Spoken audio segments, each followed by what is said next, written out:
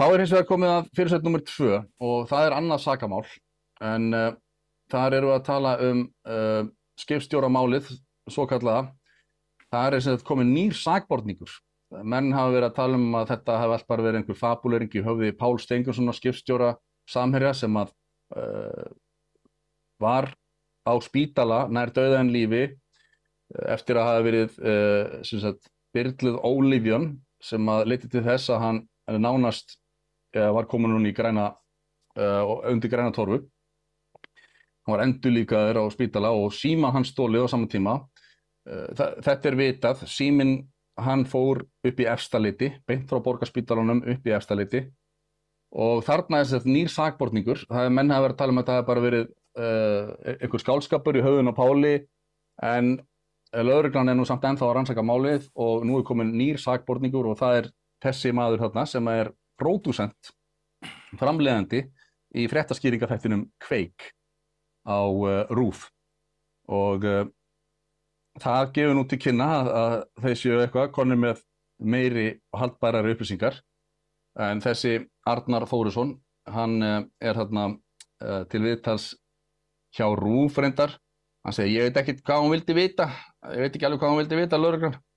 Hún náttúrulega bara heldur áfram með það að reyna að fá okkur blaðamenn til að brjóta lög, því eins og þú veist, þá gefum við ekki upp heimildamenn, segir hann. En það sem komið fram að það engin heimildamaður til að vernda.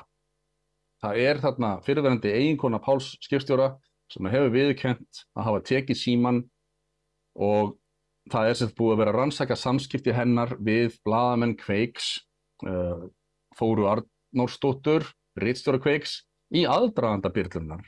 Og það vitað að Þóra viðurkennt að hún hafi keypt sem sagt síma, sambærilegan síma Páls skipstjóra, Samsung síma með sama símanúmeri fyrir utan síðasti tölustafur var annar. Þetta var keypt á kennitölu Kveiks og þetta var gert nokkrum dögum áður að byrlun átti stað. Og síðan kemur síminn hérna og hann afritaður upp í Efstaleiti og hún sem sagt, þessi heimildamaður sem að þau þykjast vera að vernda, hún búin að viðurkenna allt saman og hún búin að segja að hún fór upp í RÚV og hún hitti þennan Arnar Þórisson, ritstjóra Kveiks. Þannig að það með ólíkindum að sjá hann tala með þessum hætti og annar staðar í annarri frétt á RÚV þá góðkunningjans kollegi Valur Grettisson sem að verið komin alveg á kaf í að kaupa þetta rugl, hann að gera þessa frétt, símarannsókn virðist vera á lokamötrunum og þar segir sem sagt í spjalli þeirra á milli neðst í fréttinni að Arnar segir að lögreglan hafi tilkynnt sér að hún tilstæðar að rjúka rannsókninni á næstu vikum. Þá sagði Arnar að hann gæti lítið tjáð sig spurningar lögreglu þar sem honum væri óheimilt að tjáð sig skýrslutöku hjá lögreglu. Hann bendir hins vegar á hið augljósa að Kveikur fjallaði aldrei skærulega deild Samherja, enda birtist sú umfjöllun nokkru eftir að greint var frá meintum mútubrotum Samherja í Namibíu. Hann viðurkenna það að RÚV vann ekki neina fréttir upp úr þessum síma og hann segir þess vegna fellur þessi rannsókn bara sjálfa sig. En það algjört rugl vegna þess að það einmitt það sem að sakbendir starfsmenn RÚV að þeir ekki að vinna fréttir úr þessum síma, heldur þeir ekki að miðla þjófsefninu áfram. Ef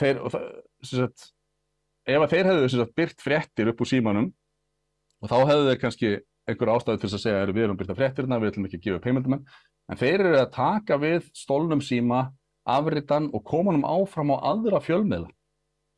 Þeir í samvinnum við þessum að þá Stundin og Kjarnin og síðan var það hlutverk RÚV eftir að Stundin og Kjarnin höfðu byrt þessar fréttir að þá fór RÚV á stúfana með mikrofónin að segja við ráðamenn og svona, þetta ekki hræðilegt að þeir séu með, getur þú svarað því, ekki hræðilegt að Samherji sé með skærulega deild og eitthvað svona, en það eitt og sér að þeir að vinna og taka við þessu efni, dreifa því áfram, að þá þeir bara að dreifa stolnu efni og ekki að vinna einu svona fréttir. Þetta svona svipað eins og þú myndir taka við kíló af kókaini, sko, kaupa og láta bara einhvern annan fá það til að selja. Þú ert í raun og veru ekki að gera neitt rátt, skilurðu mig.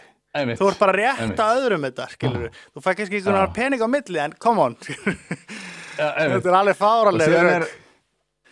Og síðan þetta í raun og veru enn fáránlegra því að hann ber við sig sko að hann verið að vernda heimildamenn og svona, en hann ekki að vinna neina fréttir. Hvaða heimild? Og fyrir utan það að heimildamaðurinn þarf ekki neina vernd, hann búinn að gefa sig upp sjálfur. Já, þeir vilja náttúrulega alls ekki að tengja sig við þessa konu, því þá lítur þetta mjög illa út fyrir þá, sko. Já, en það sem eftir stendur þá bara það að starfsmenn RÚV, þeir neita að hjálpa lögreglu að upplýsa sakamálarannsókn og þeir þráast við og segja ekki satt. Þannig að það kemur sér, þetta alltaf bara, þetta skandall í raun og veru og afskaplega sorglegt að þetta góða fólk, þessir vönduðu blaðamenn sem eru margverðlaunaðir rannsóknarblaðamenn séu komnir svona djúpt í þetta fen, sko. Þetta er vandræðalegt því miður. En það er greinilegt að það er mikið að gerast. Það er búið að bæta við nýjum sakborningi, það þýðir að rannsóknin er sko langt í frá dauð fyrir öllum æðum. Og ég hef heimildi fyrir því að það hef ekki bara verið Arnar og Þóra sem voru yfirheyrð núna aftur. Þetta er sem sagt í þriðja skipti sem að Þóra Arnórsdóttir er yfirheyrð. Heldur hef ég heimildi fyrir því að það hafi Aðalsteinn Kjartansson líka verið yfirheyrður núna aftur í síðustu viku. Þannig að það er eitthvað mikið að gerast og ef það kemur í ljós að ákæruvaldið telur rétt að gefa út ákæru í þessu, að þá er það sko mikil álitssnekkir fyrir alla stofnunina, Ríkissjónvarpið, RÚV, og að það sé bara í raun og veru aðvilja svona alvarlegum glæp og í kannski einhvern veginn katalisti, maður veit það ekki. En þetta er allavega annað svona stórt fréttamál sem verður vert að fylgjast með á næstu vikum.